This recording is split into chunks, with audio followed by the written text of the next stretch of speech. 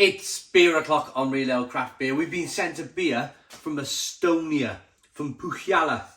It's part of their cellar series of beers. It's a barrel aged beer, this one, and it was sent fantastically by Top of the Hops Beer. Check them out, Google them, Top of the Hops Beer. Wonderful, wonderful, wonderful online bottle shop. And I was quite kind of like surprised because you know, the door knocks and there's a parcel of beer, and wonderful when that kind of happens. You get an online bottle shop thinking like your reviews and what you do on the internet, even if it's a fantastic opportunity for the online bottle shop to sell some of their beers, which is terrific. It's great that sometimes the door knocks and you're thought about in the world. You know, I like that. This is called Banaananen. That's the best way I'm going to put it. I've been trying all afternoon to pronounce this. Banaananen. Barrel Aged Imperial Stout. It's rum. A rum barrel aged Imperial Stout. Can you kind of just... struggling with that one. Banaananen.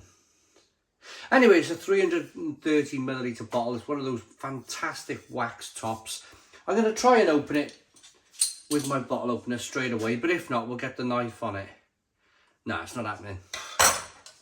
It's not happening. So here we go. It's a long road.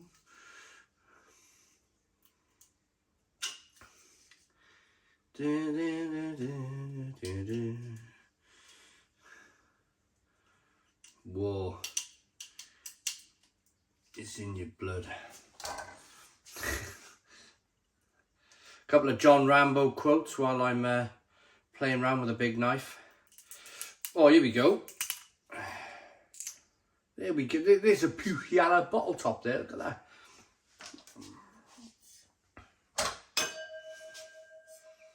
Right. Not too much in the way of carbonation there, but beer in the glass. That's a really lovely glass for an Imperial Stout, that one. Here we go.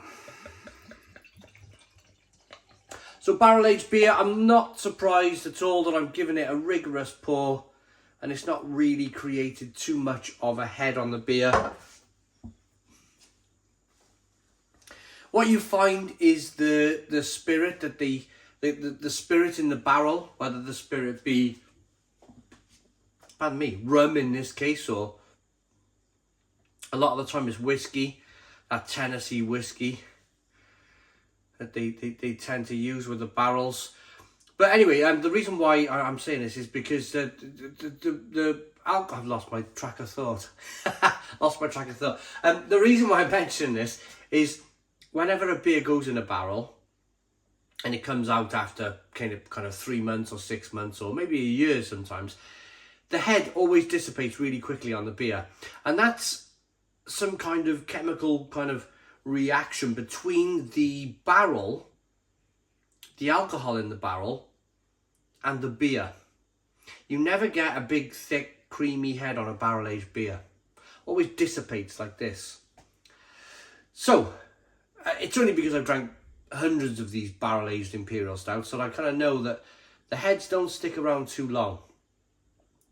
Good levels of carbonation as you rock the beer back and forth. It's a jet black beer in the glass. I haven't given the ABV. The ABV on this beer is 13.5%. Wow. Nighty night then after this one. Let's get the aroma.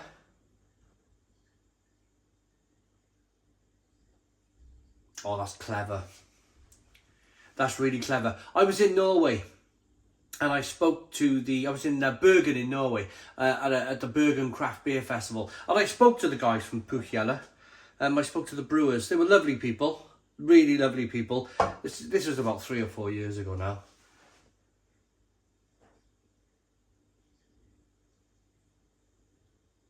But they were doing great things back then, and it sounds like here that they're doing even greater things here. So what I find with rum is, of course, rum is based on brown sugar. If I'm kind of slightly correct in this format. I'm sure rum is a brown sugar kind of based, certainly a brown rum is. And they've used that kind of brown sugar rum flavour to kind of infuse with a very ripe banana. And that ripe banana combines with the roasted malt, the chocolate, the coffee, the caramel in the beer. And it just leaves you feeling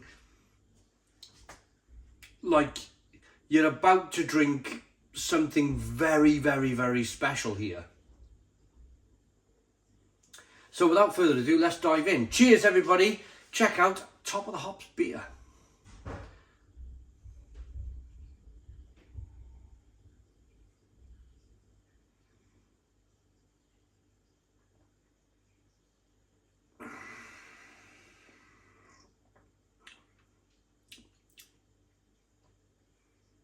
Oh, that's interesting. Oh, that's interesting. Wow. Ooh.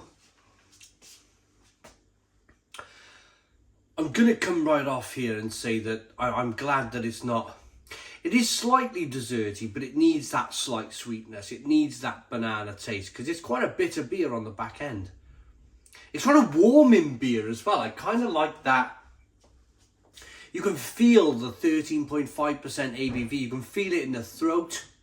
You can feel it sliding down into the pit of the stomach. You can feel the warming of the alcohol as it hits the pit of the stomach. I like that. I do. I like that. It's interesting.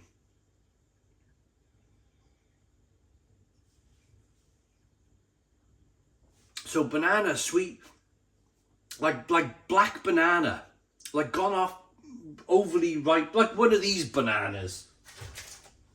You know, where they're just about edible. They're just about kind of where it's really soft and really kind of almost juicy, but you can almost taste the fermentation going on right now. That's the reason why it's gone black, because there's so much sugar in a banana that it kind of starts to ferment itself. That's the reason why it's that colour. But it's a very, very, very ripe banana taste.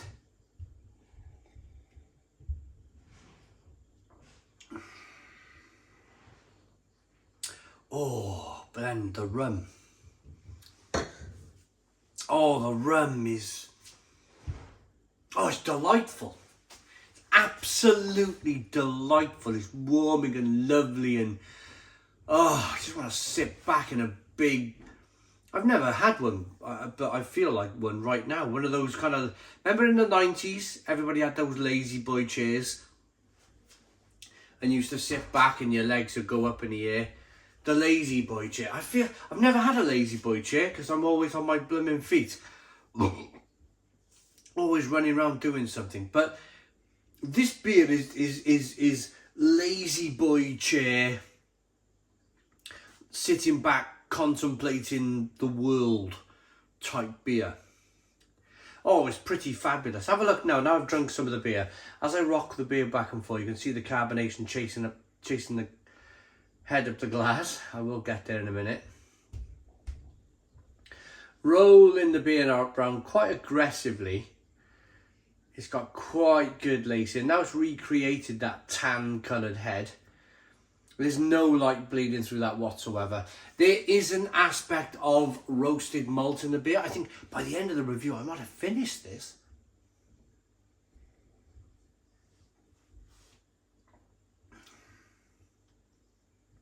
That's what I wanted to say though, and it just left my mind initially when I first tasted the beer. I would say the one thing, and again that's the barrel aging process, it's just, when you put a beer in a barrel, you could put a big fat gloopy Imperial Stout in a barrel and it'll come out thin.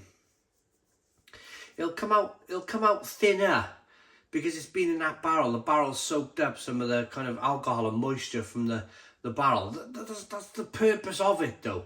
But if I was to say, if there was a slight And I can't even use the word improvement, because when a beer goes in a barrel, that's it. Your job's done. Whatever happens in that barrel is going to happen in that barrel, regardless of what you want to try and do in the meantime. It's happening. So to say that you would prefer it to be have a bigger mouthfeel, it's a difficult thing to do. It's a really difficult thing to do. If you brewed a single stout, I say single stout, a Russian Imperial Stout, say 9 or 10% ABV, then you can make that as fat and big and bold as you want. Fill it with oats, big and thick and creamy. You can do that. It's only when you stick it in a barrel that it becomes thinner.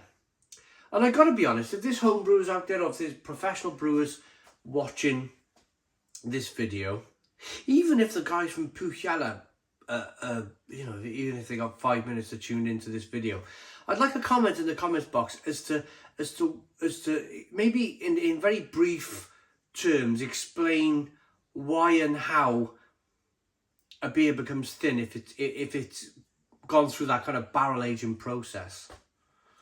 But anyway, this is splendid. Banana, roasted malt, a little bit of raisin and plum and fig on the back end. The alcohol kicking through the system is quite wonderful. Throat, pit of the stomach, yeah, that's nice.